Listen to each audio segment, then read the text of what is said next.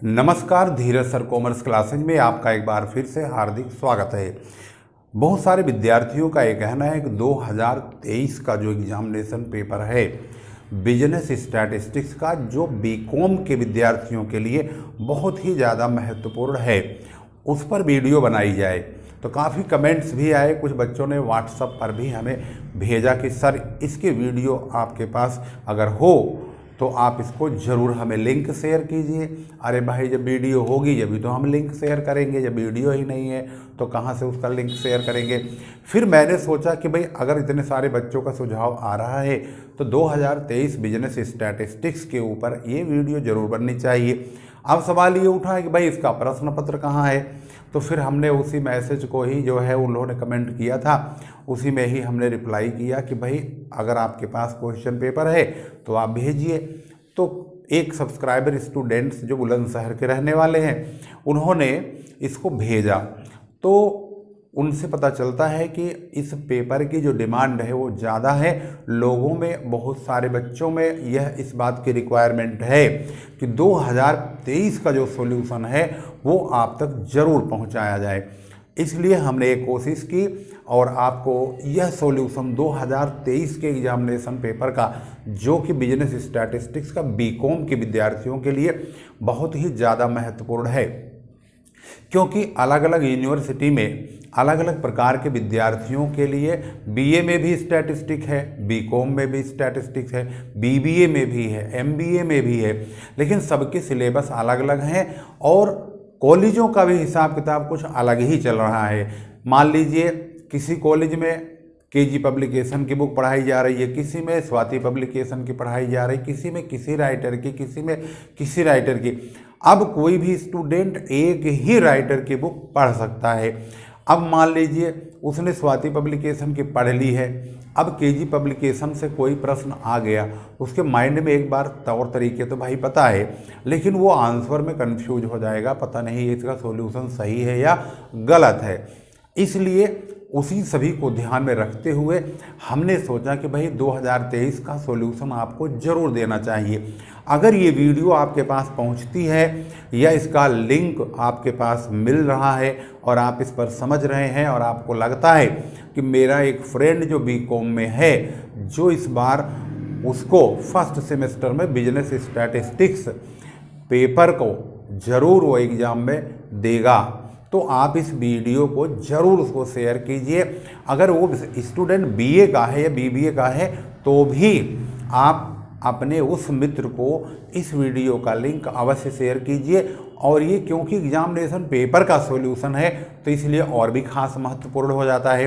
तो आइए समझते हैं 2023 एग्जामिनेशन पेपर का बिजनेस स्टैटिस्टिक्स का सॉल्यूशन और देखते हैं उसमें हमने किस प्रकार से क्वेश्चन को, पहले हम क्वेश्चन को आपको दिखा रहे हैं और उसके बाद उसका सॉल्यूशन एक एक करके आपके पास दे रहे हैं। इसके न्यूमेरिकल में सबसे पहला प्रश्न क्वेश्चन नंबर 4 है। क्वेश्चन नंबर 4 को अगर आप ध्यान से देखेंगे तो वहाँ पर उन्होंने मिड वैल्यू लिखा हुआ है और उसके सामने फ्रीक्वेंसी लिखी हुई है। जो मिड वैल्यू है 5, 15, 25, 35। अगर हम बात करते हैं 5, 15, 25, 35 इस प्रकार से, इनके बीच में जो गैप है वो है 10 का। हम क्या करेंगे, 10 का फ़ौरन आधा करेंगे 5, 10 का आधा 5 हो गया। इस 5 में वही 5 एक बार जोड़ेंगे 5 + 5 और दूसरी बार हम एक बार इसमें से घटाएंगे भी 5 - 5। अगर हम 5 - 5 करते हैं तो ये होता है 0 और 5 + 5 करते हैं तो ये होता है 10। तो इसका मतलब है हमारा जो क्लास इंटरवल होगा वो 0 से 10 बनेगा, 0 से 10 और 10 से 20, 20 से 30 और 30 से 40। इस प्रकार से हमारा क्लास इंटरवल बनता है। यानी क्लास इंटरवल बनता है 0 से 10, 10 से 20, 20 से 30, 30 से 40, 40 से 50 और 50 से 60। इस प्रकार से हमारा क्लास इंटरवल बनेगा।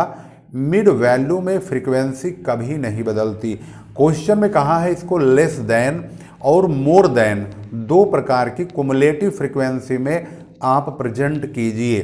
तो हमारे पास जब लेस देन बोलेगा तो क्वेश्चन में लेस देन का मतलब होता है उस संख्या से कम। तो जैसे यहाँ पर 10 है तो 10 से आगे नहीं जाना है बल्कि 10 से कम की ओर जाना है। इसका मतलब हम बिलो 10, बिलो 20, बिलो 30 यानी लेस देन, बिलो और लेस देन एक ही होता है। तो हम जब इसको प्रेजेंट करेंगे तो बिलो 10, 20, 30, 40, 50, 60 इस प्रकार से, क्योंकि उन्होंने बोला है लेस देन शब्द का प्रयोग करेंगे तो यहाँ पर लिखेंगे लेस देन 10, 20, 30, 40, 50 और 60 तक लिखेंगे। और जो सामने फ्रीक्वेंसी लिखी है उस फ्रीक्वेंसी को बढ़ते क्रम में डाल देंगे। सबसे पहले 8 लिखेंगे और इसकी जो फ्रीक्वेंसी उसके नीचे 12 है, 12 को 8 में जोड़ देंगे तो 20 बन जाएगा। दूसरे नंबर वाला 20 होगा। तीसरे नंबर पे 15 लिखा हुआ है तो 15 20 में जोड़ेंगे तो कितना होगा, 35 होगा, क्योंकि CF बोला है कुमुलेटिव फ्रीक्वेंसी। 35 में फिर हम अगला फ्रीक्वेंसी जो है 9 है उसे जोड़ देंगे, 44 होगा। फिर उसके आगे 4 दिया है उसे जोड़ेंगे तो 48 होगा।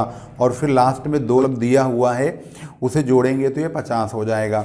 ये लेस देन की कुमुलेटिव फ्रीक्वेंसी तैयार हो गई। अब क्योंकि उन्होंने कहा मोर देन भी है, अब इसी इंटरवल को अगर आप देखेंगे तो ये 0 से जब 10 है ये मोर देन 10 है, यानी 10 पे जाके ये रुक जाता है, जो कि 0 से ज़्यादा है।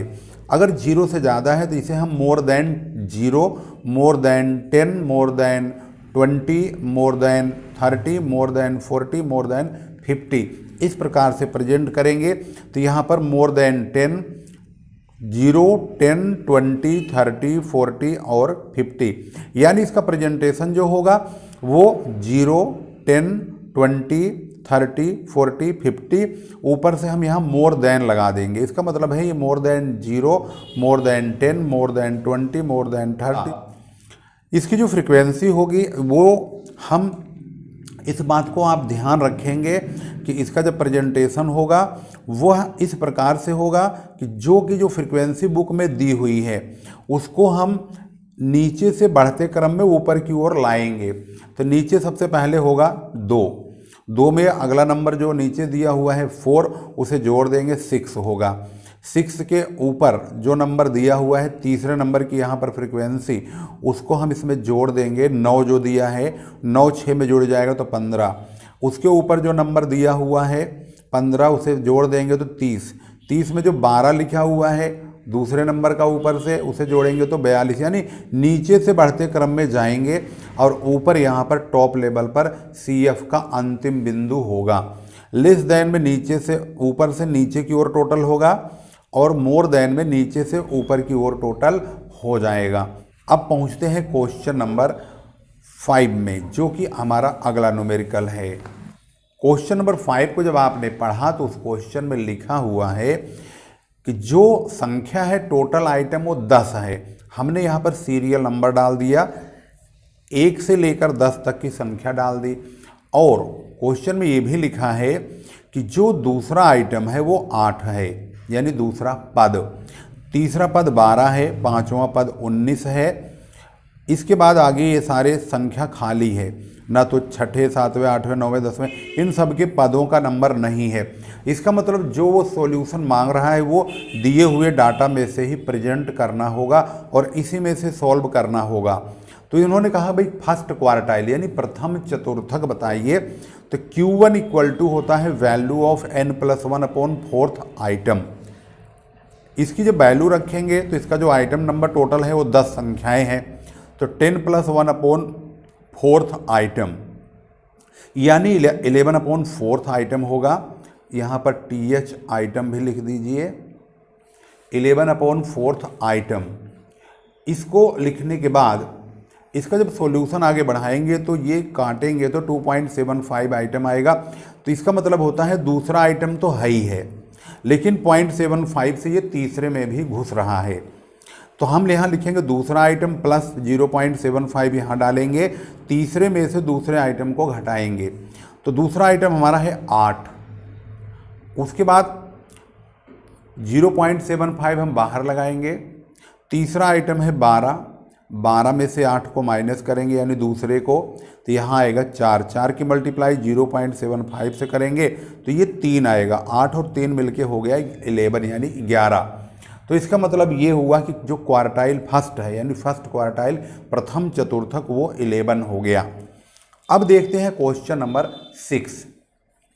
जैसे कि क्वेश्चन में इंफॉर्मेशन दिया हुआ है वहाँ पर स्पीड, एवरेज स्पीड की कैलकुलेशन करने के लिए कहा है। 25 किलोमीटर की टोटल दूरी है लेकिन उसका अलग अलग प्रकार से एवरेज लिया गया है।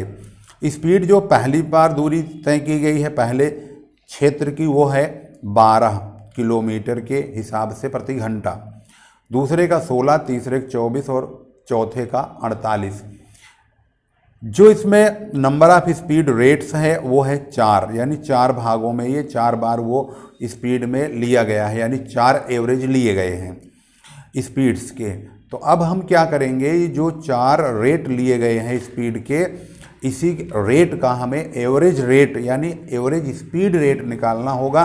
तो इसका हम सॉल्यूशन कैसे करेंगे, इसका हमें हार्मोनिक मीन निकालना होगा। तो हार्मोनिक मीन निकालने का फार्मूला क्या है, इसका फार्मूला है n अपॉन 1 अपॉन x1 और 1 upon x2 plus 1 upon x3 plus 1 upon x4। हम इसी वैल्यू को यानी ये जो वैल्यू है इसी को 1 अपॉन करके लिखेंगे और ऊपर n होगा। तो n हमारा 4 है तो हमने 4 रखा, अपॉन में 1 अपॉन 12, पहली दूरी हमारी 12 है तो 1 अपॉन 12, 1 अपॉन 16, 1 अपॉन 24, 1 अपॉन 48। इनका जो एलसीएम होगा वो होगा 48। अगर 48 होगा तो इसको सोल्व करके दिखा देता हूँ कि ये कैसे सोल्व होगा। यहाँ भी देख लीजिए, ये हमारी वैल्यू है, इनका एलसीएम 48 होगा। 12 की 48 यानी 48 में डिवाइड करेंगे, 12 चौके 48, 4 की मल्टीप्लाई 1 में होगी तो 4 एकम 4। 16 का फिर इसमें डिवाइड होगा, 16 3 48, 3 आया, 3 की 1 में गुणा होगी, 3 एकम 3। 24 3 मतलब 24 दूनी 48 होता है, 2 एकम 2 होगा, 48 एकम 48 1 होगा, 1 एकम 1 हो गया। इनका टोटल 10 हो गया, यानी इसे 10/48 पढ़ेंगे। तो अब हम इसको आगे बढ़ाएंगे तो 4 तो ऊपर है, अपॉन 10/48, तो 48 ऊपर चला जाएगा। ऐसे 4 गुणा 48/10, इसे सोल्व करेंगे 19.2 यानी कि 19.2 एवरेज स्पीड हमारा आंसर होगा। अब हम देखते हैं अगला क्वेश्चन, जो हमारा अगला न्यूमेरिकल है। न्यूमेरिकल में अगला पॉइंट आता है क्वेश्चन नंबर 6 के बाद 7 का। क्वेश्चन नंबर 7, पहले आप सवाल जरूर देखा कीजिए, मैं साइड में सवाल भी दिखा रहा हूँ बार बार।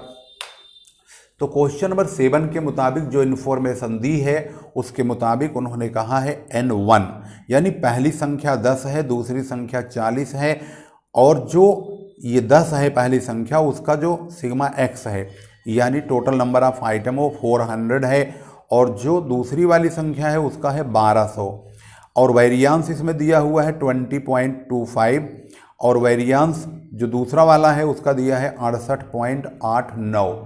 इस प्रकार से पहली इन्फॉर्मेशन और दूसरी इन्फॉर्मेशन पहले भाग की और दूसरे भाग की 2 भागों में बटा हुआ है।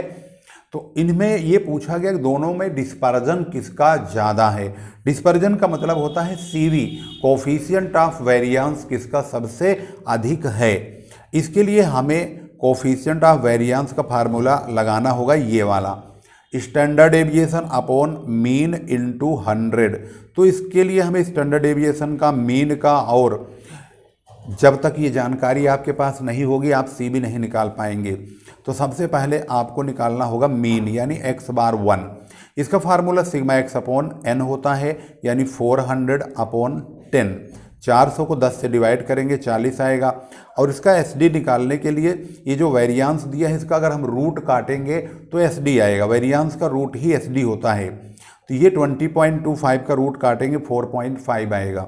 CB का फार्मूला होता है SD अपॉन x बार, यानी इसका हम SD ऊपर रखेंगे और x बार नीचे इंटू 100, 11.25% आएगा।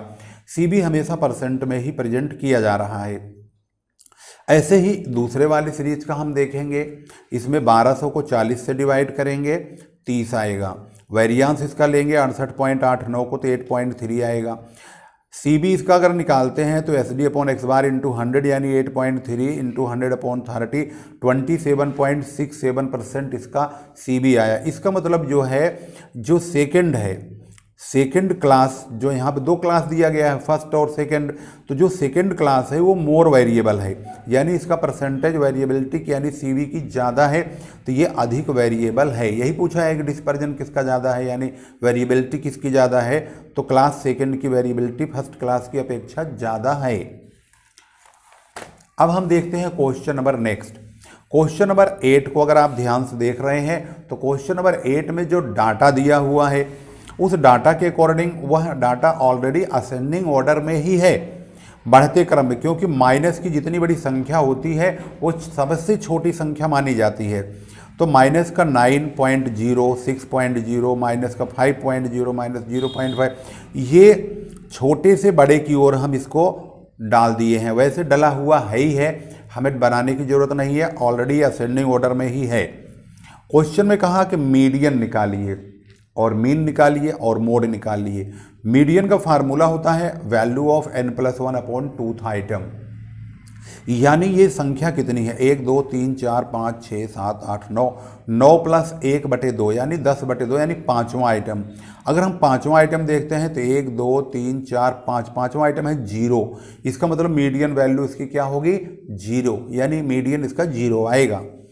अगर हम मीन की बात करते हैं तो मीन का फार्मूला था σx/n, σx यानी इनका टोटल n तो हो गया इसका 9, और σx का जो टोटल करेंगे इनका तो प्लस वाली संख्या यहाँ तक जोड़ेंगे और माइनस वाली को घटाएंगे, तो माइनस वाली संख्या ही इसमें सबसे ज़्यादा है। हमने यहाँ माइनस नहीं लगाया, आप ध्यान देंगे यहाँ पर माइनस का 9.4 है, हालांकि यहाँ लगा हुआ है। x बार इक्वल टू होता है σx/n, यानी कि 9.4 को हम 9 संख्याएं हैं तो 9 से डिवाइड करेंगे, माइनस का 1.044 इसका मीन आएगा। इस केस में जो फार्मूला बनेगा, क्योंकि हमारे पास कोई ऐसी संख्या बार बार रिपीट तो हुई नहीं है जिससे हम मोड समझ जाएंगे, यहाँ पर सारी संख्याएं एक ही बार है, ऐसी परिस्थिति में हमारा ये फार्मूला एक्टिवेट होता है 3 मीडियन - 2 मीन। तो मीडियन की जो वैल्यू है वो तो है 0, तो इसका मतलब है 3 की मल्टीप्लाई 0 में तो ये तो 0 ही रहेगा। -2 यहाँ पर है 2 की मल्टीप्लाई मीन में, तो मीन हमारा -1.044 है। तो अब हम -2 की मल्टीप्लाई -1.044 में करेंगे तो ये प्लस का 2.088 होगा, यानी 2.088 इसका जो मोड है वो होगा। इस प्रकार से इसको हम आसानी से समझ सकते हैं। इस केस में क्वेश्चन नंबर 8 इस प्रकार से सॉल्व किया गया है। अब हम पहुंचते हैं क्वेश्चन नंबर 9 में। क्वेश्चन नंबर 9 के मुताबिक सारी इन्फॉर्मेशन तो ऑलरेडी गिवन है, यानी उन्होंने क्लास इंटरवल भी दे रखा है, फ्रीक्वेंसी भी दी हुई है, हमें सिर्फ सॉल्यूशन करना है। उनके मुताबिक CB यानी कोफिशिएंट ऑफ वेरिएंस बताने के लिए कहा गया है। तो अब हम कोफिशिएंट ऑफ वेरिएंस के लिए हमारे पास मीन और स्टैंडर्ड डेविएशन का होना बहुत ज़रूरी है। अब क्वेश्चन तो हमें इतना मिल चुका है, अब हम इसके आगे क्या बढ़ाएंगे, इसके आगे हमें x बनाना होगा, यानी इन दोनों को जोड़ के फ़ौरन आधा करना है, x आ गया। इसका फ़ौरन स्क्वायर करेंगे, 5 की 5 पंजे 25, 15 की 15 में 225, 25 की 25 में 625, ऐसे स्क्वायर कर लेंगे x का। f की मल्टीप्लाई एक बार x में कर लेंगे तो fx बन जाएगा, f की मल्टीप्लाई एक बार x स्क्वायर में करेंगे तो fx स्क्वायर बन जाएगा। फिर fx को और fx स्क्वायर को दोनों को जोड़ देंगे, इसका टोटल 1220 आएगा और इसका 36,050 आएगा, और जो f है इसका टोटल होगा 50। अब हम मीन निकालेंगे तो मीन का फार्मूला σfx/n, यानी कि 1220 को 50 से डिवाइड करेंगे 24.4 आ जाएगा। इसके बाद हमें चाहिए standard deviation, σfx² minus σfx/n का होल स्क्वायर, इन सब पर रूट। तो इसकी वैल्यू पुट करेंगे, σfx² है 36,050/50 माइनस 1220/50, यानी कि σfx जो कि 1220 है और 50 n है, इसका हम टोटल कर देंगे और इस पर स्क्वायर लगा देंगे, स्क्वायर ये लग गया, हालांकि स्क्वायर करके ही सॉल्यूशन किया गया है। 36,050 को हमने 50 से डिवाइड किया तो 721 आया, 1220 को 50 से डिवाइड करेंगे 24.4 आएगा, 24.4 को हम 24.4 में ही मल्टीप्लाई कर देंगे तो 595.36 आएगा। माइनस करने पर 125.64 यानी कि इसका फिर हम रूट निकालेंगे तो 11.21 इसका रूट आ जाएगा। यानी हमारे पास स्टैंडर्ड डेविएशन और एक्स बार यानी मीन दोनों पता हो गया। तो अब हम CB का फार्मूला आसानी से लगा देंगे, यानी standard deviation upon mean into 100, इसकी वैल्यू हम पुट करेंगे 11.21 अपॉन 24.4, इन दोनों वैल्यू को लेंगे और 100 से मल्टीप्लाई करेंगे तो यहाँ पर 45.942 यानी कि 45.942% हमारा CB आएगा। इस प्रकार से क्वेश्चन नंबर जो यहाँ पर 9 है वो भी समाप्त हो गया। अब क्वेश्चन नंबर 10 देखते हैं। अब भाई क्वेश्चन नंबर 10 को देखेंगे तो वहाँ पर जो क्लास इंटरवल है वो क्लास इंटरवल सही नहीं है। हमें 0.5 को एक बार पहले नंबर में घटाना है और अगले में जोड़ना है। तो जो हमारा नंबर दिया है 10 से 14, तो 10 में हम 0.5 घटा देंगे और 14 में 0.5 जोड़ेंगे तो ये 9.5 से 14.5 और फिर 14.5 से 19.5, 5-5 के गैप पर ये भरते चले जाएंगे और ये क्लास इंटरवल रेडी हो जाएगा। इस सीरीज में फ्रीक्वेंसी कभी सही जो दी मतलब कभी गलत दी नहीं होती है, हमेशा चेंज नहीं करते हैं। इसकी फ्रीक्वेंसी ऑलरेडी सही दी होती है, इसमें ऐसा कुछ नहीं होता है कि इसे हमें कुछ चेंज करना होगा। तो जो फ्रीक्वेंसी बुक में दिया है क्वेश्चन में उसको ऐसे ही लिख देंगे। इसके बाद हम फिर इसका सॉल्यूशन करेंगे। इन्होंने जो पूछा है, इनके मुताबिक इन्होंने पूछा है मीन, मीडियन, मोड। तो सबसे पहले मीन निकालने के लिए x का होना ज़रूरी है। तो हम क्या करेंगे, इन दोनों को जोड़ के आधा करेंगे तो हमें ये x मिलता चला जाएगा। x की मल्टीप्लाई f में करेंगे तो fx बनाएंगे, यानी 12 की मल्टीप्लाई 5 में 12 पंजे 60, 15 की मल्टीप्लाई 17 में 255, 28 की 22 में 616। इस प्रकार से इन दोनों की मल्टीप्लाई करके fx बनाएंगे। fx का टोटल 2535 यानी 2535 और जो f है इसका टोटल हमेशा n होता है 100। यहाँ पर 100 आया है टोटल। तो मीन का फार्मूला है सिग्मा fx अपॉन n, यानी कि 2535 को 100 से डिवाइड कर देंगे तो 25.35 आ जाएगा। इसके बाद मीडियन लेंगे। मीडियन का फार्मूला है size of n upon 2th item. तो n तो 100 है, 100/2 आइटम होगा, 50वां आइटम आएगा। तो मीडियन जब भी निकालते हैं इसके लिए CF का होना ज़रूरी है, यानी जो हमारे पास f है इसी को जोड़ के CF बनाएंगे। 5 का 5 ही रहेगा, 15 जोड़ेंगे 20 आएगा, 20 में 28 जोड़ेंगे 48 आएगा, फिर 24 जोड़ेंगे 72 आएगा, 17 जोड़ेंगे 89 आएगा। तो ये हमारा CF बनता चला जाएगा। और ये 50वां आइटम हम CF में देखेंगे तो ये 48 को पार करके 72 में जाएगा। तो ये हमारा इंटरवल सेलेक्ट होगा 24.5 से 29.5 वाला, यानी ये वाला। तो ये फ्रीक्वेंसी बन जाएगी और ये C का काम करेगा। इनके बीच का जो गैप है I इंटरवल वो 5 का है तो उसको हम 5 लेंगे। ये हमारा फार्मूला है मीडियन का। और मीडियन ग्रुप 24.5 से 29.5 वाला पकड़ा जाएगा। यहाँ पर median equal to L1 plus I upon F n upon 2 minus C, n upon 2 को छोटा मीडियन यानी कि m बोलते हैं, जो कि यहाँ पर 50 आया हुआ है। अब हम इसकी वैल्यू रखेंगे। L1 यानी 24.5 ये रखेंगे, F में 24 रखेंगे, I में 5 रखेंगे इनका गैप, और m यानी कि 50 माइनस C यानी कि CF से जिस CF में आया है जस्ट उसके ऊपर वाला 48। अब हम इसको सोल्व करेंगे। इसमें से इसको माइनस के 2 आया, 5 में मल्टीप्लाई होगा, 24 से डिवाइड होगा 0.42, यानी इन दोनों को जोड़ देंगे 24.92 इसका मीडियन होगा। अगर हम मीडियन के बाद मोड निकालते हैं तो मोड में ये 28 F1 होगा क्योंकि ये सबसे बड़ा है, ये F0 होगा 15, F2 होगा 24 और ये L1 होगा। तो मोड का जब फार्मूला लगाएंगे तो और इनका जो I है इंटरवल वो तो 5 का चल ही रहा है। तो अब हम क्या करेंगे, इसकी वैल्यू ही रखना हमारा काम है। 19.5 L1 है प्लस 28 माइनस 15 फार्मूला ऊपर लिखा हुआ है, इसी फार्मूले पर हम वैल्यू रखेंगे। और 2 इंटू 28, 2 F1 है तो F1 हमारा 28 है जो सबसे बड़ी संख्या है। उसके जस्ट ऊपर 15 है F0, उसके जस्ट नीचे 24 जो कि F2 है इंटू I यानी कि 5 का गैप है।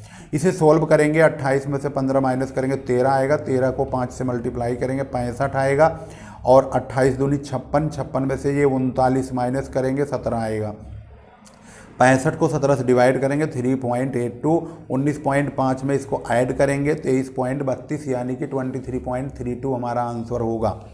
अब हम क्वेश्चन नंबर 11 को देखते हैं। तो क्वेश्चन नंबर 11, जैसे कि यहाँ क्वेश्चन देख रहे हैं, इसमें लिखा मार्क्स बिलो, यानी 10, 20, 30, 40, 50, ये क्लास इंटरवल हमें बनाना होगा। इसे 0 से 10, 10 से 20, 20 से 30, 30 से 40, 40 से 50 बनाना होगा। इसके सामने जो फ्रीक्वेंसी है वो फ्रीक्वेंसी नहीं है, बल्कि वो कुमुलेटिव फ्रीक्वेंसी है, यानी संचयी बारंबारता। 2, 10, 30 लिखा हुआ है, ये जुड़ जुड़ के आया है। इसे हम घटा देंगे, यानी पहले का तो 2 ही रहेगा, दूसरे वाले का 10 में से 2 को माइनस करेंगे 8, और तीसरे वाले का 30 में से 10 माइनस करेंगे 20 होगा टोटल, जबकि इसका 50 होगा। तो 28 जो मोड है वो 20 और 30 के बीच में ही 28 लाइज करता है। इसका मतलब साफ है कि जो 28 आ रहा है वो 20 से 30 वाला ग्रुप सेलेक्ट करके ही हमें सोल्व करना पड़ेगा।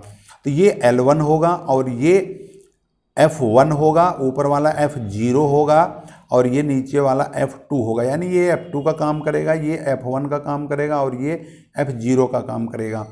अब हम इसकी वैल्यू रखेंगे तो L1 यानी कि 20 प्लस 20 माइनस 8 यानी F1 माइनस 8 होगा। नीचे 2F1 यानी कि 22 की मल्टीप्लाई 20 से होगी, माइनस F0 8 माइनस x हमें नहीं पता, ये वाला F2 वैल्यू हमने x रखा है तो F2 हमें निकालना होगा, इसे हमने x माना है तो x रख देंगे। दूसरी वैल्यू y है तो y निकालने के लिए भी कहा है, लेकिन पहले हम x निकाल लेंगे। अब इसे सोल्व करेंगे, 20 इधर लाएंगे, माइनस करेंगे 28 माइनस 20 और इसमें से 8 घटाएंगे 12, 10 से मल्टीप्लाई करेंगे, ये 20 दूनी 40, 40 में से 8 घटाएंगे 32, 32 माइनस x होगा, यहाँ पर 8 आएगा, यहाँ रखेंगे इक्वल टू, यहाँ पर 120 अपॉन 32 माइनस x होगा।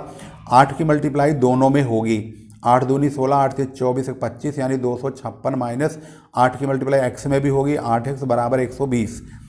आगे बढ़ाएंगे, माइनस 8x बराबर क्या होगा, ये नंबर उधर जाएगा तो माइनस हो जाएगा, 120 में तो घटेगा, तो ये माइनस की संख्या अब ज़्यादा है और ये प्लस है तो दोनों घट जाएंगे, घट के माइनस के 136 आएगा और ये 8 है ही है। माइनस माइनस हमने ख़त्म कर दिया, x इक्वल टू 136 को 8 से डिवाइड करेंगे 17 यानी 17 आएगा। इसके बाद हमें पता है कि इन सब का जो टोटल है वो 50 होगा। इसका मतलब ये नंबर हमें 17 मालूम हो गया। इसका मतलब है 8, 2, 10 और 20, 10, 30 हमारा टोटल है। 30 प्लस x यानी कि x की वैल्यू हमें पता हो चुकी है अब, तो 30 plus x plus y equal to 50 होगा, यानी n equal to 30 plus x plus y होगा। तो हमने 50 इक्वल टू, n तो हमें मालूम है 50 है, n इक्वल टू 30 प्लस 17 हमने निकाला है प्लस y, ये दोनों जुड़ जाएंगे 47 होगा। 50 इक्वल टू 47 प्लस y, तो y इक्वल टू क्या होगा, ये 47 50 में से माइनस करेंगे 3 आएगा। हमें दोनों वैल्यूज का जानकारी हो गई है, एक तो 17 है, दूसरी 3 होगी। अब क्वेश्चन नंबर हम पहुंचते हैं क्वेश्चन नंबर 12। क्वेश्चन नंबर 12 में हमारे पास ईयर दिया हुआ है और सेल दिया हुआ है, जिसे हम y का रूप देंगे। इन्होंने कहा ट्रेंड वैल्यू निकालो। अगर हम क्वेश्चन नंबर 12 की बात करते हैं तो क्वेश्चन नंबर 12 में ट्रेंड वैल्यू पूछा हुआ है। लीस्ट स्क्वायर मेथड का प्रयोग करते हुए ट्रेंड वैल्यू निकालना है। उसमें ईयर दिया है 2008 से लेके 2013 तक और उसकी सेल दिया हुआ है 120 से लेके 200 तक। हम क्या करेंगे, हम शुरुआत करेंगे इसके डेविएशन को लेकर के। तो जो डेविएशन लिया जाता है वो बीच की संख्या लेते हैं। तो यहाँ पर बीच की संख्या अगर चेक करेंगे तो 3 ऊपर 3 नीचे, तो बीच में कुछ बचा ही नहीं। अगर हम 2 ऊपर छोड़ दे 2 नीचे छोड़ दे तो बीच में 2010 और 2011 इन दोनों को जोड़ करके 2 से डिवाइड करेंगे, मतलब 2010.5 यानी 2010.5 आएगा। यानी इन दोनों को जोड़ करके हम 2 से डिवाइड करेंगे 2010.5 यानी कि 2010.5 को हम बेस ले लेंगे, यानी डेविएशन फ्रॉम 2010.5। अब 2010.5 को 2008 में से माइनस करेंगे, यानी 2008 में से 2010.5 घटाएंगे तो माइनस का 2.5 आएगा। ऐसे ही 2009 में से 2010.5 घटाएंगे तो 1.5 माइनस का आएगा। ऐसे ही यहाँ भी माइनस का आएगा, लेकिन यहाँ पर पहली वैल्यू प्लस की आएगी, यहाँ पर भी प्लस की आएगी और यहाँ पर भी प्लस की आएगी, यानी आधी वैल्यू माइनस की और आधी वैल्यू प्लस की। अब इसका स्क्वायर करेंगे, इसका नाम रखेंगे x। एक्स का स्क्वायर करेंगे यानी 2.5 की मल्टीप्लाई 2.5 में ही करेंगे, 6.25, 1.5 की 2 स्क्वायर करेंगे तो 2.25, 0.5 का स्क्वायर करेंगे तो 0.25। ये ध्यान रखना कि जब इसका स्क्वायर करेंगे तो माइनस की वैल्यू खत्म हो जाएगी। एक्स स्क्वायर का हम टोटल भी कर देंगे यहाँ पर 17.5, और सिग्मा एक्स का जो टोटल होगा तो 0 ही होगा, क्योंकि आधी माइनस की है आधी प्लस की है। और वाई का टोटल 960 होगा, और ये 6 साल का रिकॉर्ड है तो n = 6 होगा। इसके बाद हम x और y का भी मल्टीप्लाई करेंगे, x और y इन दोनों की मल्टीप्लाई। ये तो माइनस का, ये माइनस का, ये माइनस का, यानी ये तीनों माइनस के आ जाएंगे और ये तीनों प्लस के आएंगे। प्लस का ज़्यादा है, ये 855 है और ये 585 है। 855 में से 585 घटाएंगे 270 प्लस का आएगा, क्योंकि प्लस की संख्या ज़्यादा है तो वही रहेगा। इसके बाद हम ट्रेंड वैल्यू निकालेंगे। ट्रेंड वैल्यू फार्मूला होता है a + bx। अब a + bx के लिए हमारे पास a होना चाहिए, b होना चाहिए, x तो आपने यहाँ पर बना ही रखा है। तो अब a के लिए सिग्मा y/n होता है। सिग्मा y देखेंगे तो ये है 960 और n है 6, तो 960 को 6 से डिवाइड करेंगे 160 आएगा। bx यहाँ पर लिखा हुआ है तो b भी हमें चाहिए, तो b के लिए सिग्मा xy/सिग्मा x², यानी 270 को 17.5 से डिवाइड करेंगे तो 15.43 आएगा, यानी ये हमारा b हो गया। अब जब ट्रेंड वैल्यू निकालेंगे, ट्रेंड वैल्यू के लिए a + bx है तो a यानी 160 यहाँ रखेंगे, प्लस b और x की मल्टीप्लाई, b यानी 15.43 की मल्टीप्लाई x में होगी तो x यहाँ से लिया जाएगा हर बार, माइनस का 2.5 ये रखा। अब ये जो है ये हम मल्टीप्लाई में डालेंगे, इन दोनों की मल्टीप्लाई करेंगे तो माइनस का नंबर आएगा। अब 160 में से उसे घटाएंगे तो ये 121.42 आएगा। ऐसे ये भी माइनस का है, दूसरा वाला ये 1.5 माइनस का है, तो यहाँ पर जब इसकी मल्टीप्लाई होगी x की, भाई हर बार 15.43 ही b की वैल्यू रखी जाएगी हर बार, लेकिन जो x होगा वो हर बार ये रखा जाएगा। तो 3 वैल्यू माइनस की, 3 वैल्यू प्लस की x रखी जाएगी। 3 माइनस की हो गई, अब आगे 3 प्लस की हो गई, तो ये तो जुड़ जाएंगे क्योंकि प्लस के हैं तो ये दोनों जुड़ेंगे तो ये बढ़ जाएगा, यहाँ तक बढ़ता चला गया। और यहाँ ये घट रहा है क्योंकि ये वैल्यू माइनस में है, तो 160 में से इसे घटाएंगे। अब 160 में इन्हें जोड़ेंगे, जब इनका टोटल करेंगे ध्यान रखना ये 960 है तो इसका टोटल भी 960 ही आना चाहिए। जैसे यहाँ y का टोटल 960 है तो ऐसे ही इसका टोटल भी 960 ही आना चाहिए। तो ये मानना होगा कि ये सवाल हमारा सही है। क्वेश्चन में ये भी पूछा है कि 2014 का ट्रेंड वैल्यू क्या है। 2013, तो 2013 का जो ट्रेंड वैल्यू है वो तो है 198.58। अब हमसे पूछा गया 2014 का क्या होगा, तो 2014 का जो फार्मूला है वो तो 2014 के लिए भी वही रहेगा, a + bx।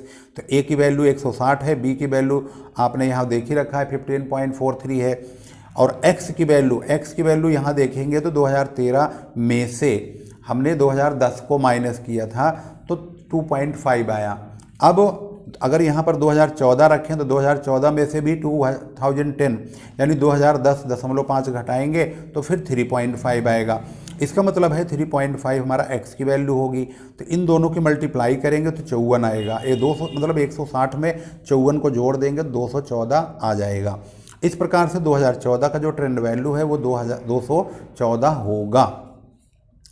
अब पहुंचते हैं क्वेश्चन नंबर 13 और लास्ट में 2023 का एग्जाम पेपर का क्वेश्चन नंबर 13 लास्ट पेपर है। इसमें क्वेश्चन में मतलब लास्ट क्वेश्चन है, तो इसमें जो क्वेश्चन दिया हुआ है 2023 का लास्ट क्वेश्चन, जिसका क्वेश्चन है n की वैल्यू गिवन है यहाँ पर जो कि 7 है, और इसमें जो नंबर्स जो हमारे पास गिवन इन्फॉर्मेशन है वो x बार y बार, सिग्मा d²x भी है, d²y भी है, dx dy भी दिया हुआ है।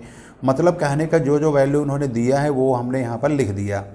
फार्मूला कोफिशिएंट ऑफ कोरिलेशन उन्होंने मांगा है, जिसका फार्मूला सिग्मा dx dy यानी कि 46 ये रहा, अपॉन रूट के अंदर sigma d²x into sigma d²y, ये जो डॉट लगाई मल्टीप्लाई का साइन है माना जाएगा।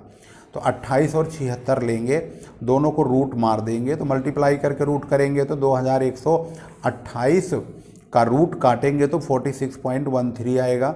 46 को 46.13 से डिवाइड करेंगे तो 0.997 हमारा आंसर होगा। इस प्रकार से क्वेश्चन नंबर 13 कंप्लीट हो गया। यहाँ पर आपने क्वेश्चन जो कि न्यूमेरिकल पोर्शन था 2023 के एग्जाम पेपर का पूरी तरह से सॉल्व कर लिया है। अभी अभी आपने एग्जाम पेपर का सॉल्यूशन देखा जो कि 2023 का था। ये वीडियो कैसे लगी? अगर आपको अच्छी लगी हो तो आप इसको ज़रूर शेयर कीजिए और अपनी तमाम दोस्तों को जो कि बीकॉम, बीए, बीबीए में पढ़ रहे हैं उनको इस वीडियो को ज़रूर शेयर कीजिए, जिससे कि उनको आने वाले परीक्षाओं में इसका लाभ प्राप्त हो सके।